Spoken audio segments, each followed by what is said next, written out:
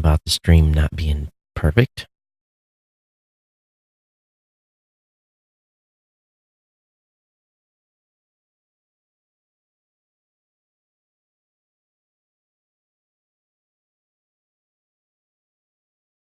This is Geek News Central. My name is Todd Cochran, coming to you as live as it can be from Honolulu, Hawaii, overlooking Greater Oahu. The lead stories are: get your own Game of Thrones throne. A swatter gets 20 for deadly swatting. Zuckerberg is begging Congress to regulate the internet. And Getty Images are getting sued again. I want to welcome you to episode 1357 of the Geek News Central podcast for Monday, April 1st. This show is sponsored in part by GoDaddy.com and listeners just like you.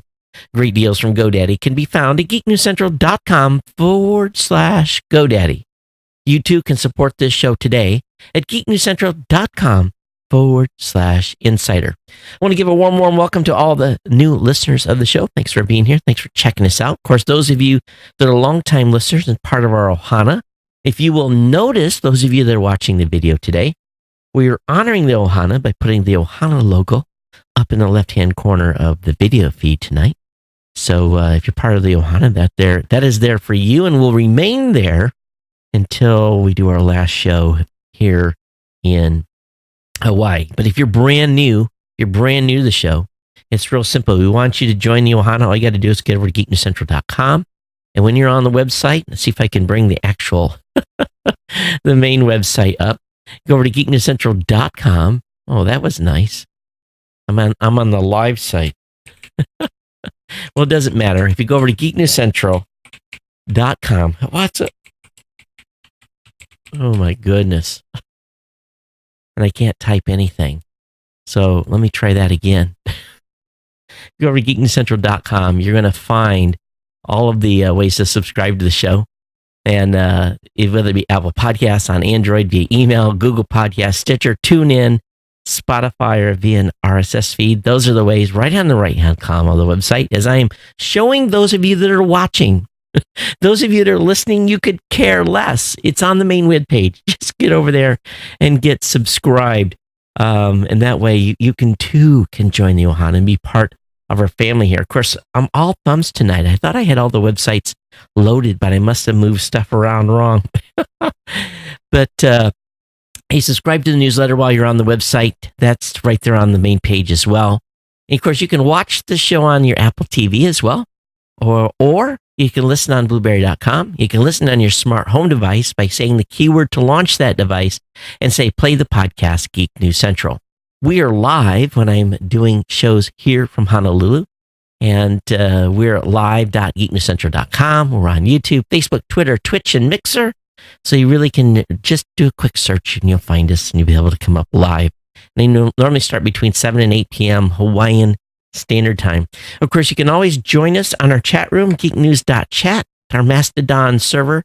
If that's not cool enough for you, you can join our Slack channel, be part of our Slack Ohana. And yes, be slackers and join us, and you can contribute over there as well and talk with the cool kids. So that's just a couple of ways to stay connected. Of course, you can always just email me here. That's really the most easy way, geeknews@gmail.com. Of course, on Twitter, I'm at Geek News. You following a pattern here? And of course, you can follow me on Facebook. All our partner shows are listed at geeknewscentral.com, whether it be the GNC Week and Review by Kirk Corliss, the Gadget Professor with Mr. Don Bain, the Pro Gear site written by my team. There's a new article up there, I believe, today, some cool videography stuff and drones. Of course, there's the new media show hosted by myself, Mr. Rob Greenlee, Podcast Legends Show, which is currently on hiatus, but there's a couple of great interviews there for you. You can always pick up gear, Geek News Central gear at cafepress.com/Ohana store. This show is, of course, supported by the longest running continuous sponsor of a podcast, and that's our good friends at GoDaddy.com. And you can get over to geeknewscentral.com/GoDaddy and grab one of these codes and save yourself a ton of cash.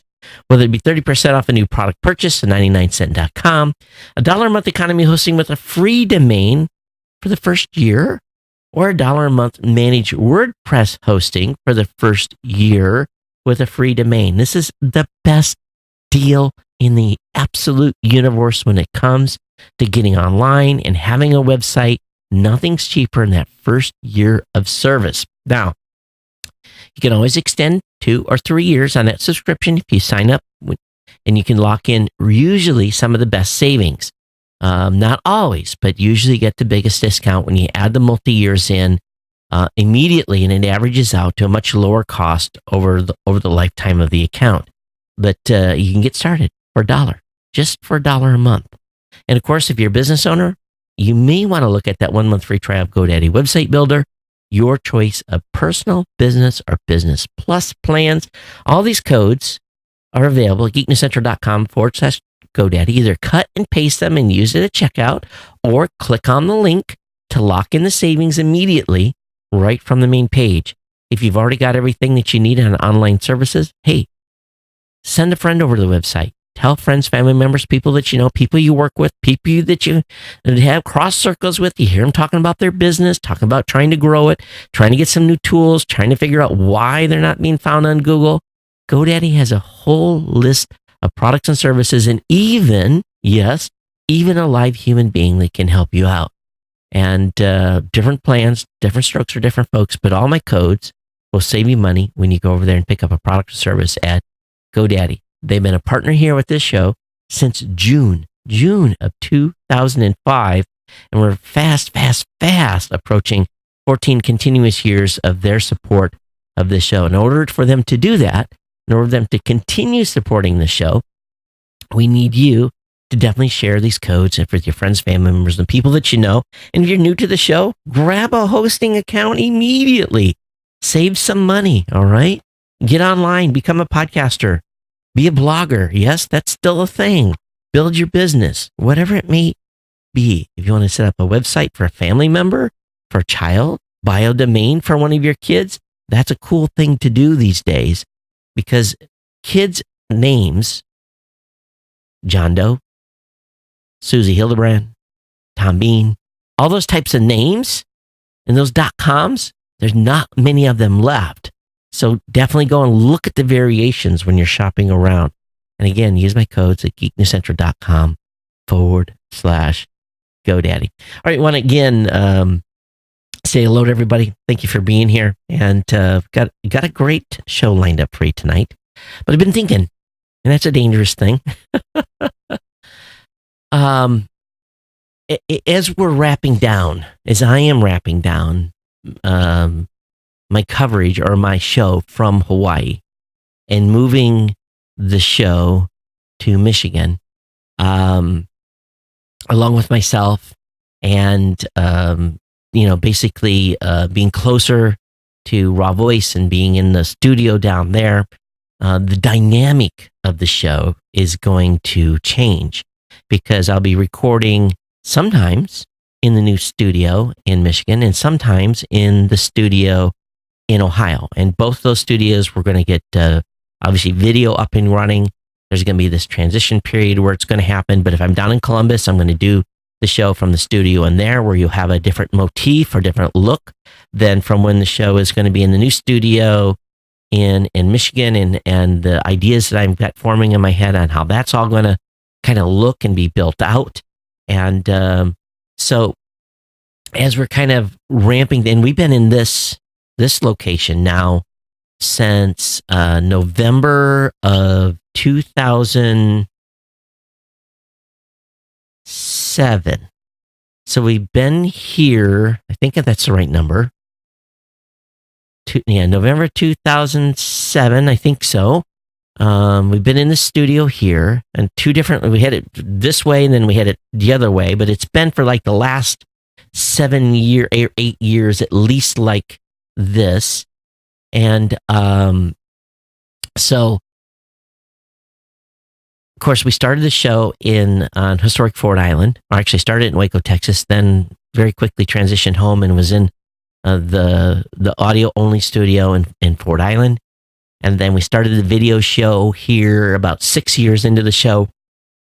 And so there's lots and lots of history. We've I've came to you from Hawaii the entire time, and we picked up on the mantra. I don't know exactly what year we picked up the Ohana.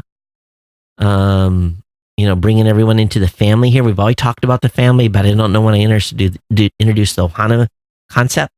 And while we'll still always be, everyone will always be part of the Ohana, it's definitely going to have a little different meaning when the show is no longer in Hawaii Nei. We're going to, be back in the mainland. So I just want to, over the next, basically what we've got left here in Hawaii when the show ends in Hawaii, when the last official video show is done here on May 16th, then the focus is going to change, because very quickly, within a couple of weeks, I will be coming to you probably, I would assume, the June 3rd show, thereabouts. Either the June 3rd show or the June 6th show will be potentially audio only out of Michigan. There is a slight chance I'll be able to bring video up. I'm still thinking about that, but we're not going to have a studio. It's going to be kind of we'll see what develops, and it might even come from a barn. And or maybe a blank office studio with just a green screen behind me. Who knows?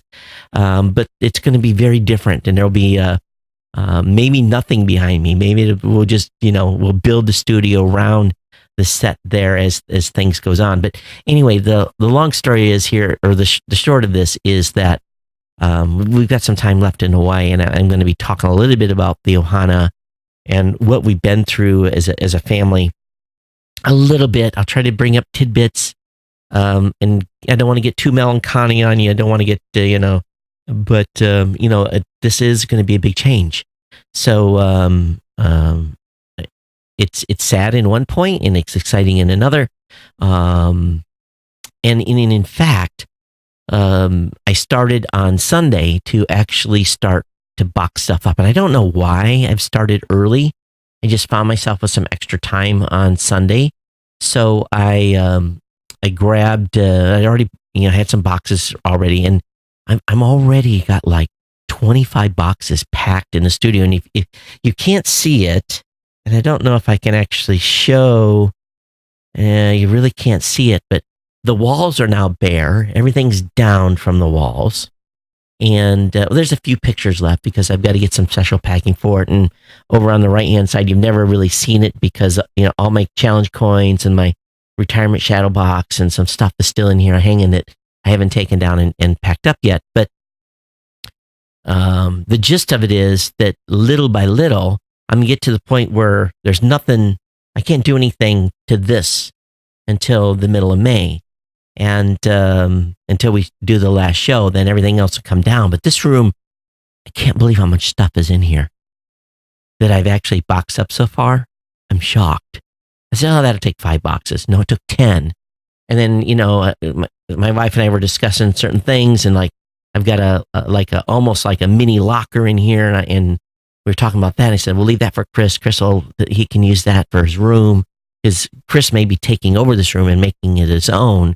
No longer having to double up with his brother, but his brother might be moving out, and it's a long thing. So anyway, he's going to have his own room. So we're going to, have to get everything cleaned out of here, paint it, and, make it ready for him. And so lots of stuff happens after May 16th. This whole room transforms. And that said, with the Ohana theme, we've been through a lot. Just right in this, this little area. And a lot of people that walk in here are always shocked how little the area really is. This room is 10 by 12, and there's still room to walk. There's a pathway on the right here and a little pathway in the back, and yet the rest of the room is full.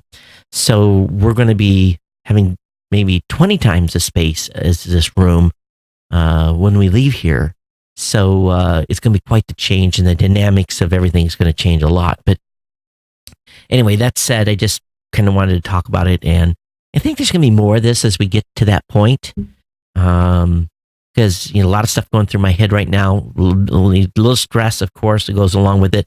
One thing I did, I got to thinking about it, and even though the 16-foot pod, I didn't want to. They wouldn't do door to door. And then as I'm packing stuff up, I'm thinking, that 20-foot container might be too much. So I've actually asked a company to come in and give me a bid. And I said, okay, if I'm being stupid, I don't want to overspend, but at the same time, I want someone to come in and say, oh yeah, this is $4,000 worth of stuff, instead of $6,500 and plus the trucking and the permits and everything I have to get. And so we're gonna have another company come in and look at it and give me a bid for the rest of the for them to do it. And I still have to have everything packed. They just come up and load it and wrap it and everything else. So they'll be in on Wednesday, and we'll hopefully get a bid shortly thereafter. So I'm moving right at the very start of when the peak season begins. And so it's real critical that I get stuff locked in here in the next week. I've got a 30-day okay from Matson. I don't have to lock into that for another couple of weeks. But I'm going to have one other company come in. I also looked at a company called U-Ship, and one guy quoted me $7,000 and put everything on 6 pallets with no overhang in it, but it was a 4-foot height limitation. And I'm like, no, I got stuff in here that I have to ship that's higher than 48 inches. So, I don't think he's going to work. But, anyway, that's what's going on here. So let's get into the whole stack of stuff I've got to you today. Thank you for Kirk for putting the show together today, and getting everything ready for me to rock and roll tonight. And the first thing I want to talk about here, and let me make sure I'm on the right track. Let me actually close that. I'm going to close this, and then, okay. So Game of Thrones, boy, oh boy, we're getting ready to kick off, right? And AT&T has teamed up with HBO, and they're going to be doing a sweepstakes to give away a replica of the show's iconic Iron Throne. How much I wouldn't give to have that in the new studio. The $18,000 throne stands 7 feet tall and weighs just over 300 pounds. The Own the Throne campaign, promoting the show's final season, is open to AT&T wireless, TV, and internet customers who use the Thanks Loyalty Rewards app. The contest opens Monday and closes on May 7th. So I don't have any AT&T business, so there's no way I can win this. So again, if you're an AT&T wireless, if you're TV or internet customer, and if you use the Thanks Loyalty Rewards app, you've got a chance at this thing. Now, in addition to the Throne giveaway, 3 AT&T stores, Boston, Chicago, and San Francisco, will get a Game of Thrones themed makeover. Customers at those stores can experience The Dead Must Die, a Game of Thrones AR encounter on a Magic Leap 1 VR headset. So, yeah, pretty cool. Yeah, I have to hand it to AT&T. Someone is going to get something really cool for their man den, or I'm sure some wife is going to be like, where are we going to put that, honey? No, you can't build another edition to put this throne. You have to put it up on eBay. So that's what I'm kind of hoping. But it's going to go for crazy money. But $18,000 is the cost of the replica that they're going to make available in this contest. On a more serious note, Tyler Barrisis, the serial swatter whose hoax phone call led to the death of a Wichita resident, Andrew Finch, in 2017, has been sentenced to 20 years in prison for his role in the killing. On December 28, 2017, 2 men, Casey Viner and Shane Gaskill, got into an argument over a Call of Duty match and lost a $1.50 wager. Viner threatened on Twitter to swat Gaskill over the loss. And Viner provided Gaskill with an address believed to be a place he'd previously lived, and taunted him to do something about it. Gaskell in turn got in touch with Barris. Andrew Finch, the man who actually got murdered, was not even a gamer, had no known connection to any of the three men. So, anyway, long story short, this guy got swatted over $1.50 loss bet. And so this and what's really bad here is that that this guy Viner provided Gaskell with an address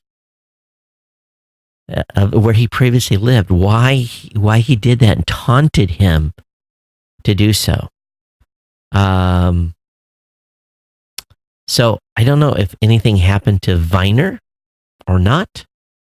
But anyway, this poor gentleman died because of this.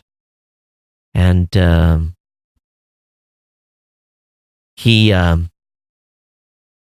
Barris claimed to be a resident of the address and that he had fatally killed his own father. He had supposedly already poured gasoline all over the house and was prepared to set it on fire. Finch was shot when officers showed up, and he opened the door believing he had heard something. This guy showed little guilt or remorse for his actions. He said, "I love swatting kids who think that nothing's going to happen," he said in an interview posted to YouTube after this gentleman's death. And he acknowledged he was responsible for dozens of swatting calls over the past few years. And he did finally show a little remorse at his sentencing on Friday. Both Viner, and Gaskell have been charged as co-conspirators. Both pled not guilty. But Viner has told the court he tends to change his plea at the next hearing Wednesday. Gaskell, so they're all in trouble. Wow. Wow. So three people potentially going to go to jail here. There should be a warning to folks and anyone that's out there that these types of actions have true life-changing consequences. So it's good to see that they got a conviction here and that he's going to do time. And it doesn't bring this gentleman back that got shot, this innocent victim that got shot. So we'll see. We'll see what happens with the other two. Mark Zuckerberg is basically saying to Congress, okay, fine, we give up. Please regulate me and lock in my domination to market lock in domination to my market position. I couldn't say that in an authoritative voice, but let's just get a few things here out of the way. Facebook deserves some scrutiny, and they deserve to be criticized. They've had indifference to serious problems. In my opinion, they've had bad management, and of course, they've been on the receiving end of a ton of press, bad press. Oh, someone's actually saying in the chat room, Rob saying, how do we take this show on the road? Rob, well, that's a good question. Jeremy, yep, you'll be able to come and see the new place when it's all set up. You know where it's going to be. So I don't know if we want to take this show on the road too much. It's hard to take this show on the road and do live. It's not really a show designed to be live, but how can I be your Ohana? You're part of the Ohana, Rob, just by being part of the family. I'll see you next week in Vegas. We'll have to have a few drinks as well. Well, let's going back to the article on Zuckerberg. You know, and Facebook, they've really screwed a lot of stuff up, and we know the company's frustrated because they can't win, and it's everything. It's, political posts. It's banning free speech. It's, a whole bunch of stuff that's going on. So in an op-ed in the Washington Post, of course, there's probably a paywall there. And it's like he's taken a box of 500 papers and thrown them in the air and says, screw it. He says, technology is a major part of our lives, and companies such as Facebook have immense responsibilities. Every day, we make decisions about what speech is harmful, what constitutes political advertising, and how to prevent sophisticated cyber attacks. These are important for keeping our communities safe. But if we're starting from scratch, we wouldn't ask companies to make these judgments alone. He says, I believe we need a more active role for government and regulators by updating the rules for the internet. We can preserve what's best about it, the freedom for people to express themselves and for entrepreneurs to build new things while also protecting society from broader harms. I think I can choose what to protect myself from, Mark. You're really, being stupid here, in my opinion. Lawmakers often tell me we have too much power over speech, and frankly, I agree. I've come to believe that we shouldn't make so many important decisions about speech on our own. Don't make decisions on speech. He says, from what I've learned, I believe we need a new regulation in 4 areas: harmful content, election integrity, privacy, and data portability. Well, let's just think about that for a second. Data portability, good luck with that one with Facebook. We had to beg, borrow, and steal to get them to finally get it so we could export our data. Privacy, there's no such thing as privacy on Facebook anymore. You set your privacy settings and then check them 3 or 4 days later or a week later. All of a sudden you find stuff starts switching back. Harmful content, there's some content that you need to moderate. Let's be in agreement with that. But much of what Zuckerberg has laid out is really disingenuous. When Facebook did a huge about face and started supporting FOSTA, remember that? A number of startups basically fully believed that Zuckerberg and Sandberg had decided it would be too costly to comply with FOSTA. They could have handled the expense. But for smaller companies like mine, ouch. One idea that, going on to some of the stuff Zuckerberg says, one idea is for third-party bodies to set standards governing the distribution of harmful content and to measure companies against those standards. Regulation could set baselines for what's prohibited and require companies to build systems for keeping harmful content to a bare minimum. I don't think I want the government setting any type of standards for harmful content. Where's the line? Where's the line? Now, there is one thing in his speech that I did agree with. He says people around the world have called for comprehensive privacy regulation in line with the European Union's General Data Protection Regulation. He says, and I agree. I believe it would be good for the internet if more countries adopted regulations such as GDPR as a common framework. Now, we've talked about it on this show. GDPR cost me a ton of money and a ton of time to implement. At least 6 man months, and probably $250,000 to implement GDPR protection on my platform. And I'm a little itty bitty company. Okay,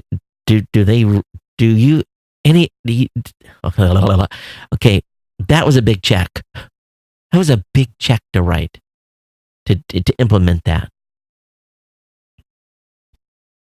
Incredibly expensive. We had no choice. We implemented it system-wide.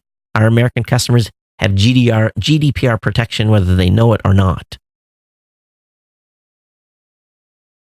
Here's the trick here. Zuckerberg knows what he's doing here. He's got handlers. He's got a whole team around Facebook image.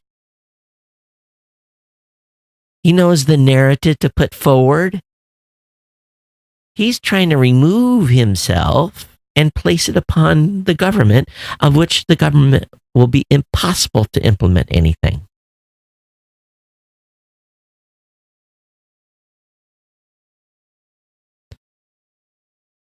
When Facebook made its FOSTA flip-flop, some folks thought it gave Facebook the dual benefit of positive press coverage and for having supported it, while also purposely ensuring they'd make life more difficult for all their potential disruptive competitors. The op-ed did nothing to quell those suspicions, but even if Facebook is more foolish than disingenuous in calling for regulation that will, if Congress does step up, it's going to hurt free speech.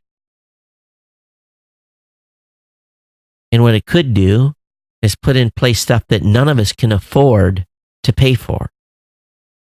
If I have to become the police officer for all the content that my content creators publish on our platform, I can't do it. I can't hire enough people to make it happen. Facebook can. I can't. So we'll see.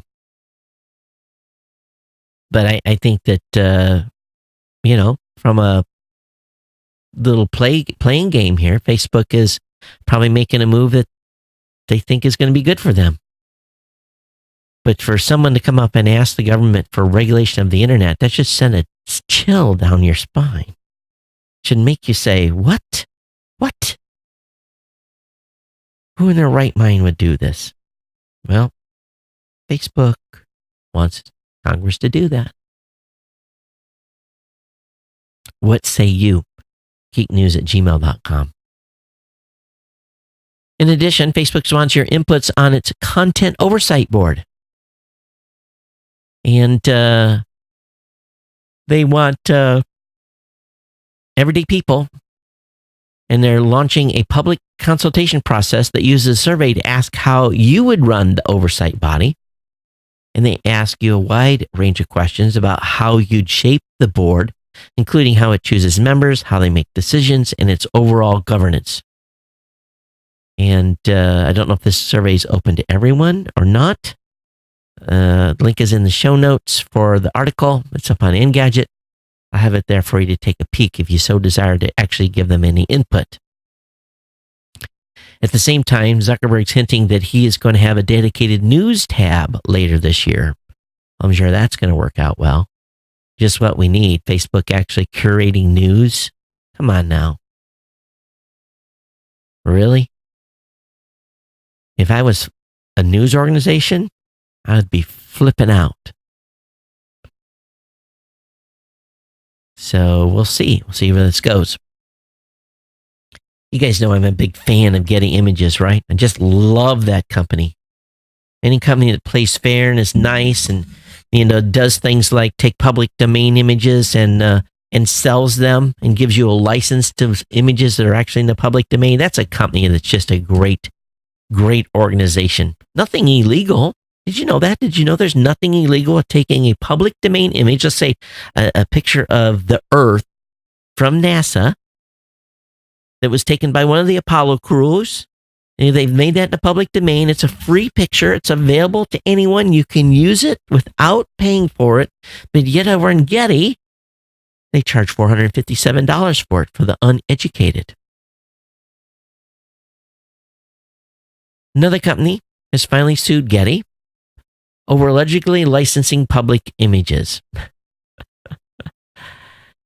This one probably won't get anywhere either, because the last two haven't. But they're alleging that Getty has done RICO violations. What lawyer they got to fill this out?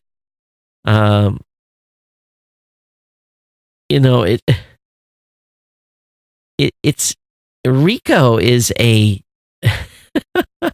well, maybe racketing, I guess. I guess I could, in my opinion, yet Getty is definitely racketeering. Again, in my opinion, but you can sell public domain images. I didn't know. Did you know you could set up shop and do that? You can do whatever you want with them, but you can't sue over infringement of them, which Getty has been liable for in the past, I think.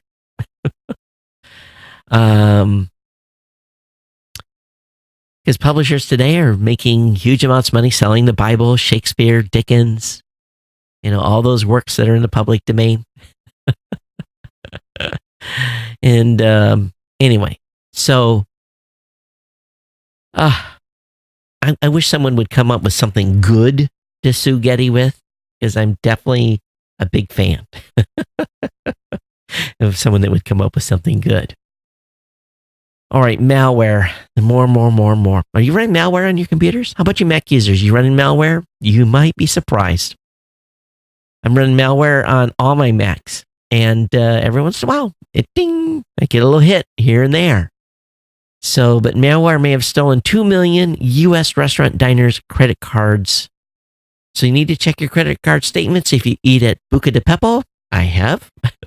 Earl of Sandwich, no, or Planet Hollywood. So when did this happen? So people who dined at Buca di Beppo, Earl of Sandwich, Planet Hollywood, and other restaurants between May of 2018 and as of last month may have been hit by a malware attack. So, see, when did we go to Buca di Beppo last? It would have been, it might be okay, April of last year when I was in Columbus and we took the team to dinner.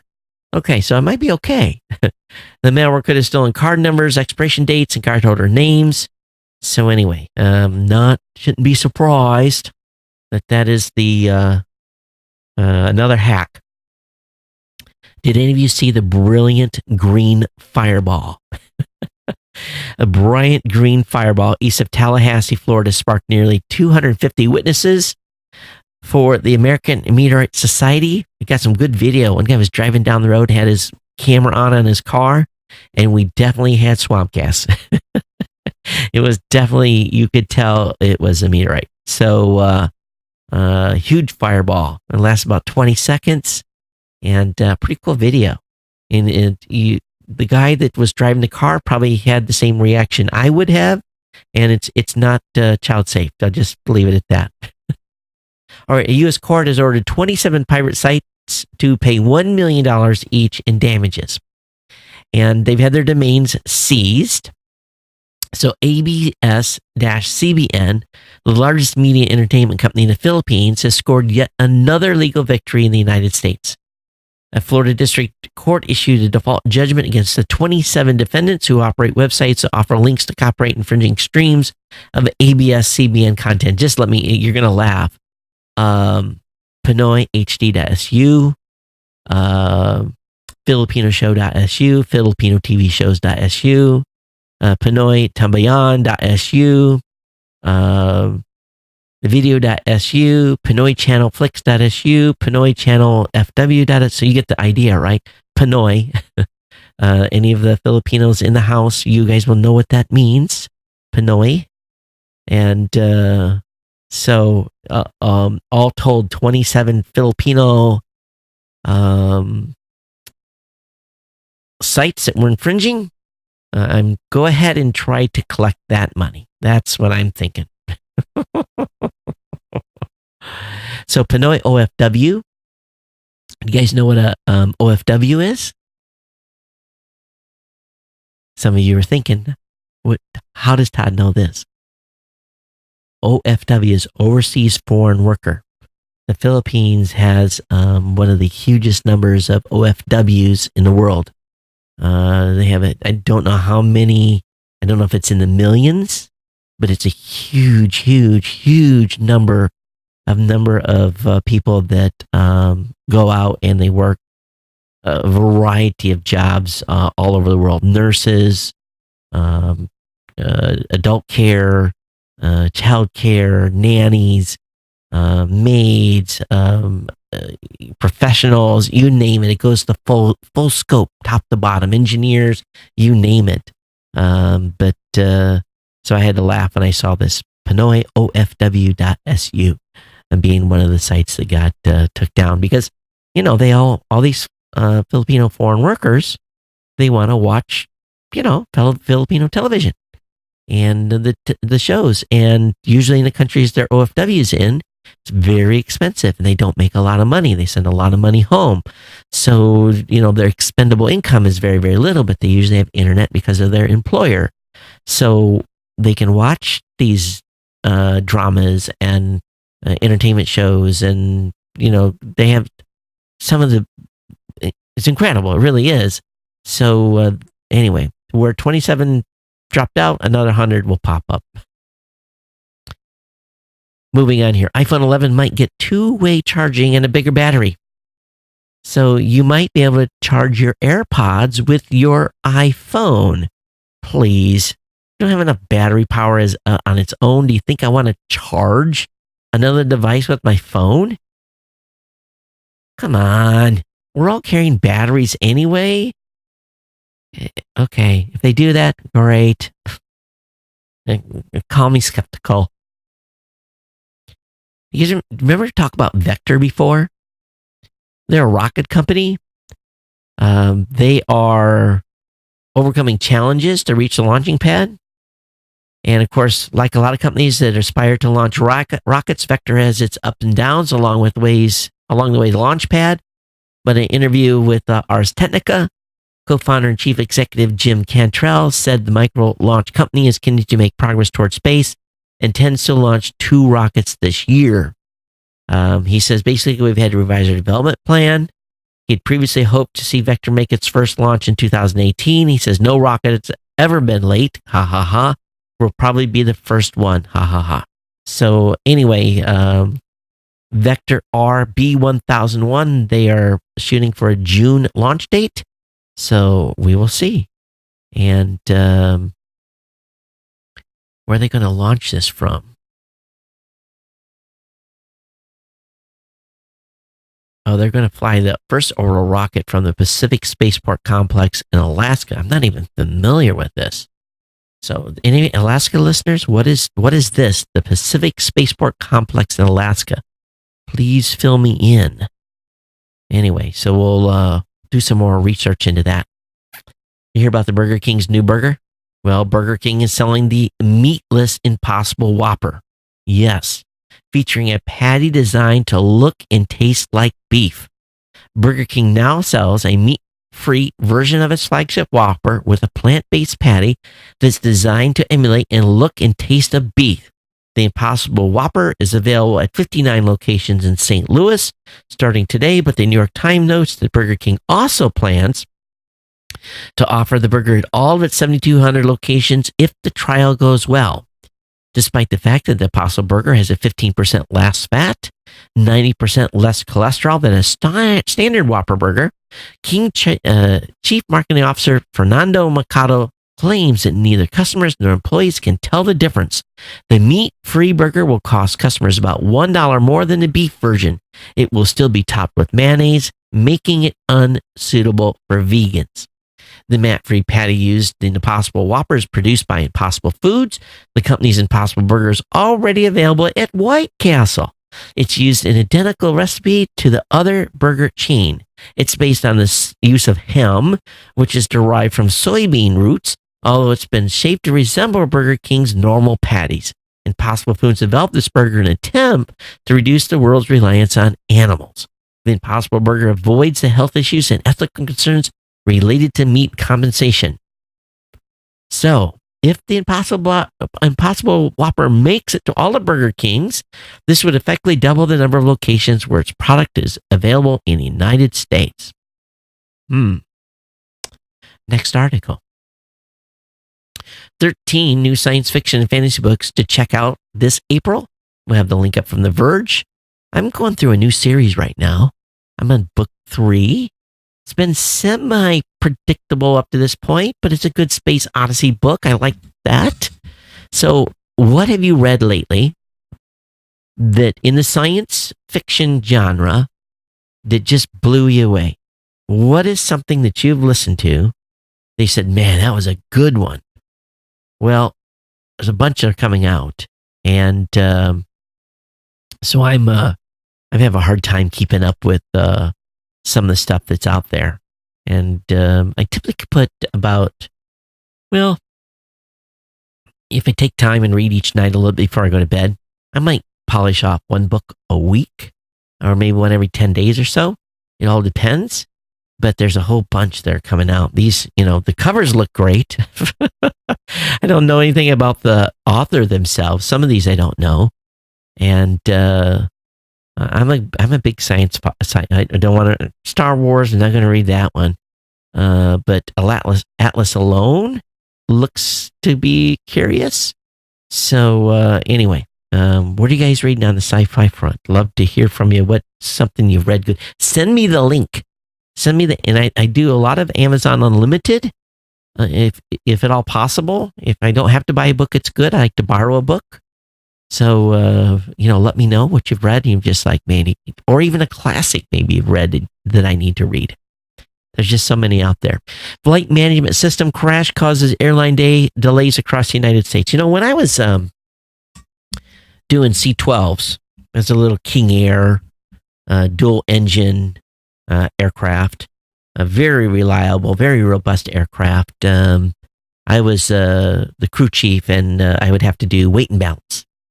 And it got pretty easy because we had a max cargo weight of 300 pounds. It all went in the back, and then I could have up to 7 passengers, and I think we could fly about 3 hours. And on a dual turboprop, we get a long way, so good ground speed. So the weight and balance basically is, and for those of you that don't understand it, is when an aircraft is sitting on the ground, in its days before it is put into production, the fuel tanks are emptied. They drain the fuel, and they weigh the aircraft, and they get a zero fuel weight. They find out what the aircraft is, and then from there, putting fuel on in different levels of it's again weight was 0, so you know your baseline, and then you put the fuel on. Of course, that adds weight and where it's positioned in the fuel tanks and so forth, and you come up with the weight and balance of the aircraft. So if you think about an airplane, they have a little range, and if you think about you take a ruler, and if a ruler is 36 inches long, if you put your finger at 18 inches, that the ruler is going to teeter-totter a little bit, but if you were perfectly at the middle, the ruler would be perfectly balanced. So if you add a little weight on the tail, well, guess what's going to happen? The ruler is going to start to go teeter-totter down. Well, in an aircraft, when you do weight and balance, there is a range that is acceptable. So every aircraft is different, and there is every inch of the aircraft is mapped out. So as weight is put in, you will have sections, let's say from 171 inches to 250 inches. You could allowed to have this much weight, and all the way through. And the weight and balance basically figures out the distribution, passenger load, cargo load, and all that stuff. And it gets done. And when they're all loaded up, that airplane has to be in between those two marks. And you have to be under a certain weight for the aircraft to get off the ground. Now, if the weight is in the back and they're rolling down the runway, when they pull up to take off and the weight and balance is too far aft, they go up and they can't push the nose over. Basically, they stand on its tail, you crash and you die. The next piece is, if the weight is too far forward, you're not going to get off the runway. Or if you do, it's going to be ugly. So aircraft have to stay within that weight and balance. Weight and balance I did was on a slipstick, and I had a weight and balance sheet that I figured out each time before we went and fly. I would get the fuel, put that in, put my weight in, put my people in, put the weights in, very, very quickly work that through, do the math, double check it, hand it up to the pilot. He'd go through, double check my numbers. We'd both sign off on it. Boom, we'd go, because we knew our weight and balance was right. And we would do that as we maybe were taxiing or getting out. Then, well, an airplane, the pilot's in the cockpit and they've loaded the airplane and he's waiting for the ground to send him his weight and balance. and the airplane can't go off the ground without the captain getting the weight and balance. And today, a fault in software used by most U.S. airlines caused a wave of flight delays this morning, as several airlines were expecting issues with a non-FAA flight planning weight and balance program called AeroData. A Federal Aviation Administrator said in an emailed statement, mainland operations and regional operations are affected to a varying degree. The software was down for about 40 minutes. So it must be it had to connect online to make it happen. Of course, if you're moving a lot of airplanes, you got to do a lot of weight and balance. You have to know the weight of every cargo, of every piece of luggage.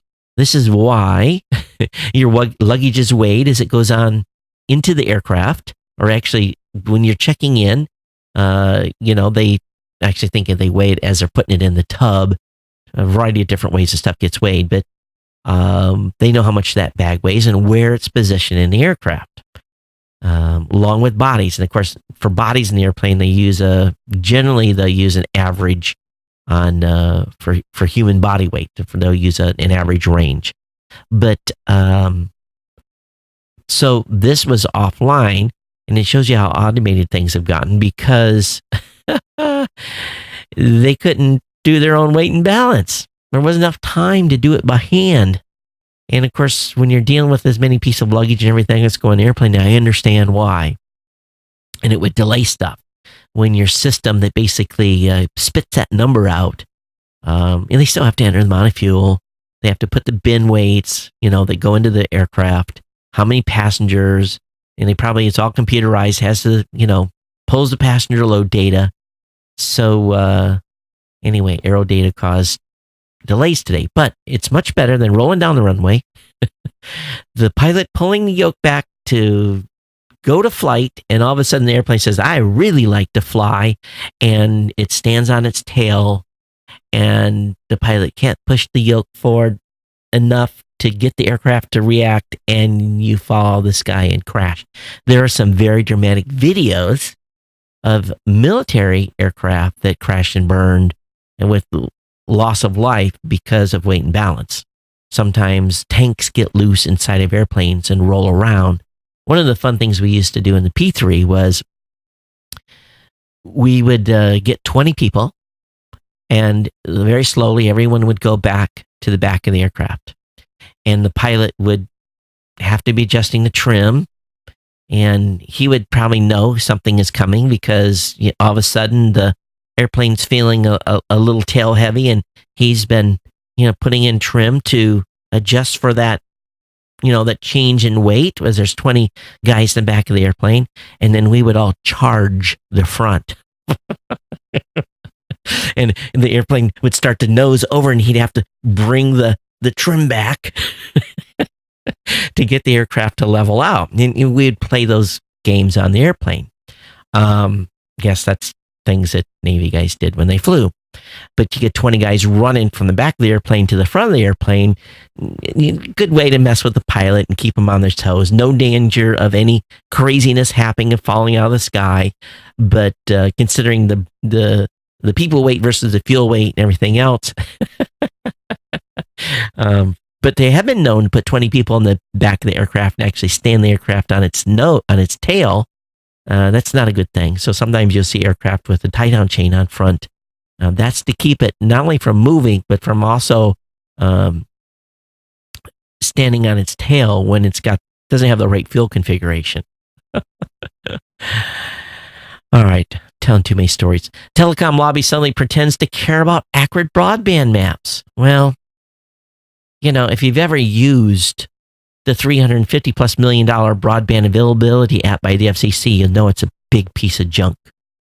Because I've been pricing internet where I'm going to have the new studio at, and I found 5 different companies that offer a variety of different plans, all of them crazy expensive for business plans. But the main thing is I went to the FCC site and looked, and the data was way out of whack. So US Telecom is saying, hey, we need to fix this. Well, is there another reason? One would be inclined to, and again, these companies don't like maps that show how broadband is in different areas. That's why the FCC map is so bad. But we watch the same organization routinely try to scuttle better broadband mapping efforts or deny the industry's competition and availability issues for the better part of the last 2 decades. Their plan is rather vague. U.S. Telecom proclaims it will use multiple sources of address, building, and parcel data to create broadband serviceability location fabric to better identify where broadband is available and where it isn't. But consumer groups and analysts who fought for years for better mapping have basically said the real goal of U.S. Telecom's latest gambit isn't really better data, it's preventing outside researchers and journalists from confirming the accuracy of said data. So, the voluntary AT&T and Verizon-led U.S. Telecom idea has the potential to improve the accuracy of FCC data, but it appears this methodology will produce far less transparent data that cannot be systematically verified and utilized by researchers. Derek Turner said, "We are suspicious of the motivations of U.S. Telecom because their approach of using ISP-supplied addresses level data is an idea its members have vigorously opposed since the FCC began collecting data." So, we'll see. You know what's available in your neighborhood or what isn't. It'd be real easy for the FCC to be able to say, "Hey, what's available in your area?" They could tell them. The FTC is giving the ISPs green light to block applications as long as they disclose it. Let me say that again. The FTC has given ISPs the green light to block applications as long as they disclose it. This is despite Ajit Pai's assurance the FTC can't fully police net neutrality. We know that the FCC gutted its own authority over ISPs by deciding that broadband is no longer telecommunication or common carrier service. And we know the FTC can punish U.S. companies for unfair or deceptive practices, but in regard to net neutrality, this simply means that ISPs must disclose any behavior that would have violated the old net neutrality rules. Under Section 5 of the FTC Act, they say we may prosecute unfair or deceptive acts or practices. Simply stated, we have a strong interest in ensuring the companies stand by their promise to consumers. The FTC would review whether ISPs keep their promises just as it reviews whether other companies keep their promises. We would review ISPs' activities in the same way. For example, we could take action against ISPs if they block applications without adequately disclosing those practices or mislead customers about what applications they block or how.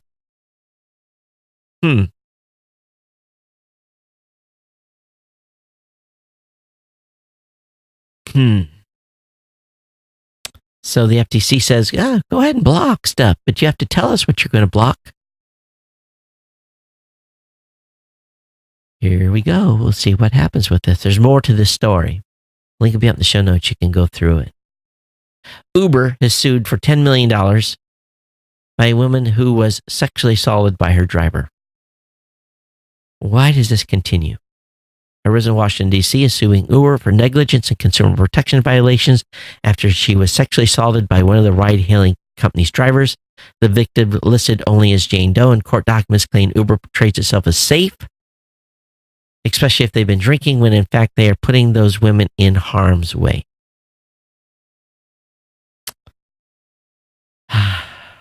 So, ladies, we keep hearing about this. So maybe it's time we start carrying mace and pepper spray. 31 drivers have been convicted of crimes ranging from forcible touching and false imprisonment to rape, and dozens of the criminals in civil cases are pending. The civil case is the latest example of Uber's ongoing problems. Last year, CNN reported that at least 103 Uber drivers in the U.S. had been accused of sexual assaulting or abusing their passenger over a period of 4 years. And again, at least 31 had been convicted of crimes. I think also, ladies, you can request a woman driver as well. I think that's possible.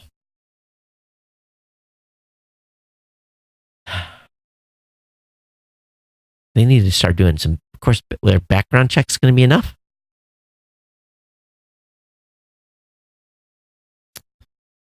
The NASA chief says Falcon Heavy rocket could fly humans to the moon. This is a big mission. But they said they probably do it in conjunction with United Launch ULA. Because the Falcon Heavy can get them part of the way there, but the ULA can get them the rest of the way there. So there might have to be some marriages of technology to get there. But and there's some big hurdles. But this is a big mission, a big thought process here that NASA is undertaking at this point. We're already going to be taking astronauts to the International Space Station. So if they want to get to the moon by 2024, back to the moon by 2024, they're going to have to think creatively and to stay in the budget that is available and using commercial partners like SpaceX and ULA. Exciting times ahead for sure.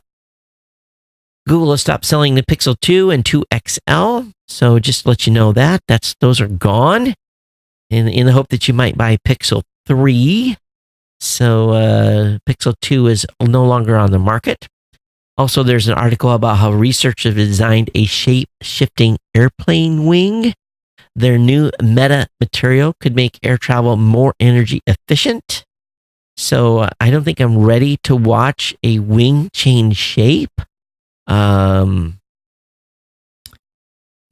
Wings are rigid for a reason. And, they've hinged wings before too. But what would be more crazy and what they're suggesting here is if the entire wing could change shape. That I want to see.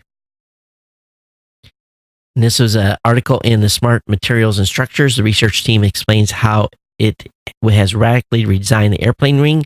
The new structure is a lightweight lattice framework made of thousands of repeating tiny triangle matchstick-like struts covered in a thin polymer layer. Because the meta material is mostly comprised of empty space, extremely lightweight, less than 1,000th of density of rubber, and the carefully positioned struts along the wings to allow the wings to change shape automatically in response to change in aerodynamic loading. That's cool. And they've even got a concept model built. How do you do that and keep the fuel in it? That's my question. Or take the load. An 88-foot long electric bus is headed to Colombia. So today, BYD launched what it says the world's longest electric bus. An 88-foot long, the bi-article bus looks like a giant caterpillar. It carries up to 250 people, reaching a max speed of 40 miles per hour. So it's going to Colombia. The question is that much mass transit being used in Colombia? All right. Picture of it's pretty cool. Wait to see it. Los Angeles County is using a computer algorithm to clear 50,000 pot convictions faster. The district attorney have teamed up with Code for America to help them clear around 54,000 marijuana convictions. The nonprofit's system will aid prosecutors by automatically evaluating whether a case is eligible for dismissal or resentencing. So there's a lot of pot charges out there, and they're trying to clear them now. Have you ever used care.com to find a daycare? Well, make sure you check the licenses of the daycare that you're going to, because apparently they took down 46,595 daycare listings today. The Wall Street Journal report found that hundreds of listings weren't actually state licensed as they had been claimed, and some falsely claimed their licenses while others didn't even exist or didn't know that they were on the site in the first place. The company had warned in small print that it didn't verify listings, but that only appeared at the bottom of the page after the article. So be careful who you pick out there for your child's childcare. Top web browser 2019, Edge gains share, yet stays in place. So according to California-based web metrics, IE, Edge combined user share dropped 12.5, a half percentage point decline. Decrease entirely erased February's uptick. Let's see here. Did they say here who's leading? They didn't. Anyway, the article will link to the actual rankings if you even care. Hey, one thing Kirk sent me a link to today in Slack. He said, hey, check these out. There's a Kickstarter for something called packing cubes. And these are pretty slick. They got a Kickstarter going on. So it basically allows you to dual use some of the stuff you're using for, when you go flying. They transform from being a suitcase to maybe a backpack or to, a little side carry bag, that kind of stuff. So definitely check the Kickstarter out. Kirk, we're going to include that in the show tonight. All right, so let's get us out of here. I have drabbled on and told too many stories already tonight. And let's see if I've got anything else that's come up. And Jack, I'm still trying to figure out this PDP-8. We'll have to talk about that. All right, I think that's it. Hey, don't forget about our sponsor, GoDaddy. geeknewscentral.com/GoDaddy. Don't forget about considering becoming an insider. This is a great time to do so. Definitely appreciate your $2, $5, $10, $15, $20, or $25 donations, or your one-time donations that come in on a periodic basis. I appreciate that. Again, all that can be found at geeknewscentral.com/insider. As always, it's been my pleasure to bring you the show tonight. I'll be back with you on Thursday with another edition. As a reminder, I head off to NAB next week. And I think I've talked with Kirk about taking over the show for NAB. So there'll be 2 episodes next week with him at the helm. But exciting times ahead. This is the start of the countdown to my departure out of Honolulu. And again, it's been my pleasure to bring the show to you today. Thank you for being here. Thank you for being part of the Hana. Thank you for staying listening.